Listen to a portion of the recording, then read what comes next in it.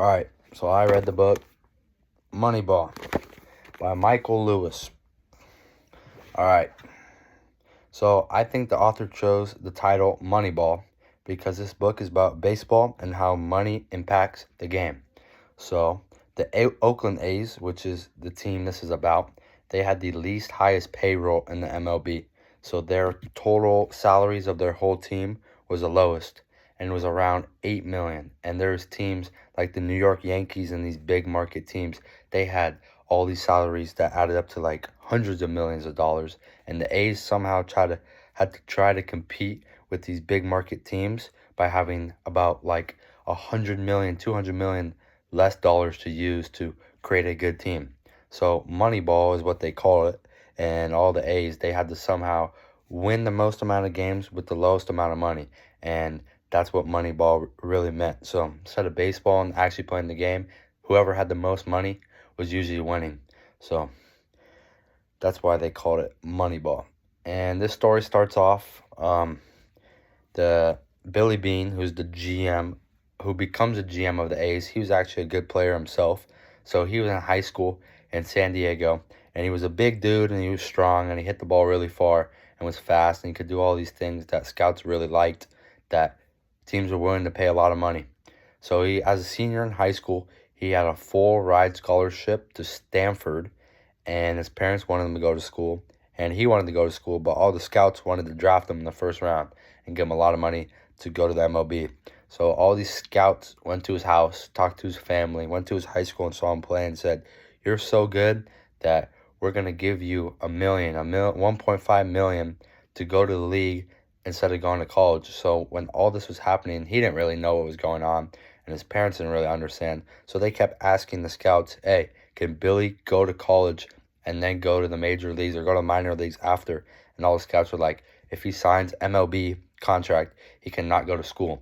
So it was a tough decision on Billy, and his parents wanted him to go to college, but he decided to go to the MLB, and he got drafted first round, and he went to the minor leagues, and he was this big guy, and he was really good in high school, but he was young. So when he went to the minor leagues, he was kind of homesick, and he wanted to go home. He didn't feel comfortable playing, and in high school it was really easy for him. He didn't really deal with that much adversity. But when he got into single A and rookie ball, he really struggled, mostly hitting. And the hitting, I mean, he had the physical tools as a player. He just, mentally, he couldn't handle it up there. Like, he had all the tools in the world, and he was the strongest guy and the fastest guy. And he was doing it in high school. But when he got down, or when he got up to the single A, playing with all these adults, all these big-time players, he just couldn't handle it in the box. So he played for about 7 to 8 years. He made it to the major leagues a little bit, but he never really had a great career in the major leagues. So he'd go there, he was good in the field, and then he'd struggle hitting, and then he'd get down on himself. And then all the scouts are like, "Billy, you're this great player, like, how did it not translate?" And he didn't really know how to express it, but what he came to figure out was that, like, mentally, he was not prepared to play baseball, and he was not in the game. And when he go into the box, he'd doubt himself, and he could never get a hit because he was thinking, "Oh, I suck, I'm going to strike out." And when you're thinking about that, it's really tough to hit. So he went in, all the scouts thought he was great, but mentally he just didn't have it for baseball. So then right when he retired, or right when he stopped playing, he wanted to get into working in the MLB. So he signed with the A's as the general manager of the A's, and they were a terrible team. I think he signed in like the 1998, 1999 season, and they were absolutely awful. They were one of the worst teams, and he took over the team, and he was general manager. So he controlled who they drafted, who they scouted, how to put the team together. He was really making the decisions in the front office, coming from the owner, and they would come down to him, and he would tell the team what to do. So he'd have these big meetings with the scouting department, and he'd come in and be like, "All right, who are we scouting?" And all these scouts, they would use the eye test. And the eye test was basically, we look at this guy, he throws the ball hard, he swings the bat fast, he hits the ball forward, he's a big dude, so he'll be good. But Billy, he didn't really like that kind of like idea, because he was one of those guys who hit the ball hard, threw the ball hard, and was a big dude, and he didn't pan out in the league because it meant like his mental ability. He couldn't handle it. So he wanted to take a new approach, and all these scouts who were older than he was, because Billy was pretty young to be working as a general manager, he said, no, like all you old guys who use this old like or use this old approach to scouting players, like it's not going to work anymore. We got to change because we don't have the money to sign the best of the best guys who have the best eye test. Like we just get outbid. So they had to start looking for players on the budget, players who didn't really pass the eye test, but when you talk to them and you work with them and you see like they really had it. So all the scouts in his department, they didn't agree with it because nobody would do it. No other teams in the MLB kind of took that approach, but they didn't really have to because they had money to spend.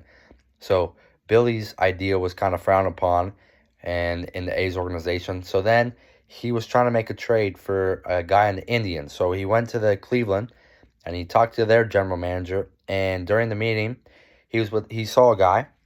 His name was Peter Jackson, and Peter Jackson was working as the Indians as like he was a scouting guy. He helped scout, and he was really good with analytics. So when he was trying to make the trade with the Cleveland Indians, the general manager kept looking to Peter Jackson, like, should we make the trade? You think that would be a good trade? And Peter was saying no, and every decision Peter went with, his GM decided, all right, Peter said no, so we're going to say no, because that's what Peter said. So Billy was looking at Peter like, all right, this guy has something to him. Like, he's a pretty important guy because his job is not that important, but this general manager is trusting Peter with all these decisions. So after the meeting, Billy talks to Peter and goes, all right, Peter, I need you to come to the A's. So Billy ends up signing Peter away from the Indians to the A's. And Peter has all these analytics with his computer. And he was a Yale student. And he was like, I'm pretty sure he's an accountant. So he was very smart. And he write up all this code. And really, it came out to like what Billy wanted to do, which was not the eye test, but it broke it down by numbers and showed like who produces the most and who's going to create the most wins for the team, all these players. So when he plugged it into his formula, Peter's special formula, it would show all these underrated players who are actually producing more than these big-time players who hit home runs and look good and had all this fame. So Billy completely went with Peter's idea, took over the analytics and said, this is how we're going to create our team. And the A's organization and scouts didn't like it, but Billy and Peter teamed up and said, this is how it's going to go. So after that, they created a team in the 2002 year. So they completely took on this approach to creating a team. The 2001 season, they had Jason Giambi and Matt Damon for the A's, who were their two top players. They both they were both free agents, and they both went to Giambi went to the Yankees, and Damon went to the Red Sox, and they were paid a ton of money that the A's didn't have, so they needed to replace them. So the A's replaced them with all these guys who were really no-name players. Like, nobody knew who they were. They were kind of like low in the rankings. None of the scouts knew them, but they were legit players who, when you plug them into Peter Jackson's formula and the analytics, they showed that they're going to make up for like Giambi and the top guys who everybody knew. So they created this team, and Billy went through the 2002 season, and they had a great year. They were awesome. And they ended up getting the beat in the divisional series, the first series in the playoffs. But that's as far as the A's went in a while, and it was really a successful season. But it showed that, like, even though the analytics, nobody really went with it back in the early 2000s, and they were the only team doing it, they showed that, like, you can use numbers and use formulas and use all these stats to really show who's the best player instead of just looking at the guy and going, oh, like, this guy's cool. He's a big dude. He's got a good last name. Like, he's going to be a good player. So some of the characters we got, I already talked about Billy. I talked about Peter. But Art Howe, he was the manager of the A's. So Art was an older guy, and he was more with the original style of baseball. He loved the eye test. He picked players who looked the best, who were performing the best to play for him. So during the season, Billy, GM, he was telling Art Howe what to do. And Art was saying, no, like, I'm going to play my guys because it's going to be a bad look on me. So Billy and Art were kind of going at it. And when Billy would tell Art to do something, Art would sometimes push back and go, actually, I'm going to play my players. So at the start of the season, it was a little rocky. But then Art started playing the players Billy wanted because Billy forced them and said, hey, if you don't play the players, I have a 1-year contract and you're going to be out. You're going to be gone. So Art said, all right, I have to. And when they started playing the players, they went on like a 20-game win streak, 21-game win streak. That was the most in AL American League. That was the most win streak in AL history. All right. So we got all that for the summary, and then we'll go with lesson. So lesson, I think the author wanted to show was that you can still succeed as an underdog in really anything, but definitely baseball. You look at the A's, they had a great team, but they were really the underdog. They spent the least amount of money on their team compared to everybody else, and they were beating teams who were spending so much more money. They had better players, and like the analytics, you look at the All-Stars, you look at the league, you could see who the good players were, and the A's didn't really have any. But they were beating these teams because they're good at scoring runs, and they really, Peter Jackson's analytics and his formulas, the team they put together was a team that like flourished. The team chemistry was great, and they knew how to play together. So it really shows that like just because the Yankees or you got a top guy, you got the best player, it really doesn't matter if you have all the best players together or all the best people together. If you play as a team, even if individually you're not as good as the other team, if you can play as a team, that's what counts. That's what's going to get you wins. And then my favorite line in the book, so I have it right here on this note card. It said, managers tend to pick a strategy that is least likely to fail, rather to pick a strategy that is most efficient, said Palmer. The pain of looking bad is worse than the gain of making the best move. So the manager for the A's, this really shows like his thought process. So the manager, if he was playing all these players who everybody viewed as not good, if they lost, all these people would be like, all these guys in the league and people who were going to sign Art Howe, the manager, after the next year looking for another job, they're like, this guy's a terrible coach because he's playing these dudes who are not good, and everybody knows they're not good. And if he plays them and lose, everybody's going to go, why is he playing those guys? He knows those guys suck, which is going to lead to losses. But Billy Beane was not afraid to play these bad guys because of the analytics. So it says the pain of looking bad is worse than the gain of making the best move. So the best move was to play the guys who weren't as good but played better as a team and helped generated wins. But Art Howe was too afraid to make that risk because it would have looked bad on him if it didn't come out right. If they kept losing, it would have looked bad. And then the next year when he was gone from the A's and didn't re-sign, everybody, all these other teams would look at him and go, all right, this guy's not legit. Like, he doesn't know what he's doing because he's playing bad players. But I think if you take risks and the risks pay off, that's going to lead you to success more than if you just kind of stay back and let things happen and don't take the initiative.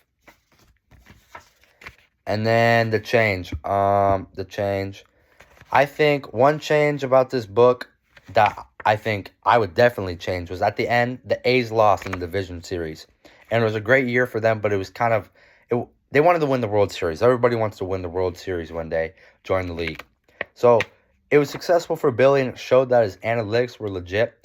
But in the end, like, the A's only made it so far, and that they couldn't get to the peak. They couldn't be the champs. They got beat by these other big teams. So after that year, Billy and Peter's their analytics and their thought process of the league, how they went about creating a team, it was adopted in the league. Like, people were like, all right, this works. The analytics works. We need to change our ways. So at the end of the year in 2002, Billy's contract was up with the A's. So he went on to signing. He signed to the Red Sox. So the Red Sox offered him, and he didn't sign. They offered him the most money ever during that time period to be a GM. So he would have been the highest paid GM, and the Red Sox had money, and they had fame, and they were a great franchise. And he said no, which was interesting because he wanted to stay home in Oakland, and he had a daughter.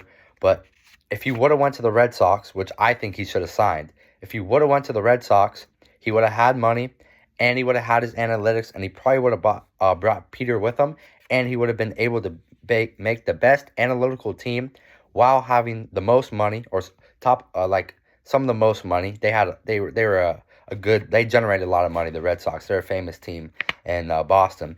But I wanted to see how he would have ran a team with money, because he was all about getting these underground players who weren't that highly recruited. But if he had these money and he could go out and get these top players, it would have been really interesting to see how far he could have taken it. Because I think he could have won the World Series with the Red Sox, and the Red Sox ended up winning the World Series without Billy, but they used his strategy and Peter's strategy to create a team that was very good together and generated runs and won games. And in 2006 or 2005, 2006 season, they actually won the World Series, but without Billy, but they used a strategy. So I think if Billy ran the team, I think they would have been great, and they would have had the money to create a great team with great players, and they would have had great team chemistry, plus the analytics, and I think they would have won the World Series. All right, cool. Thank you.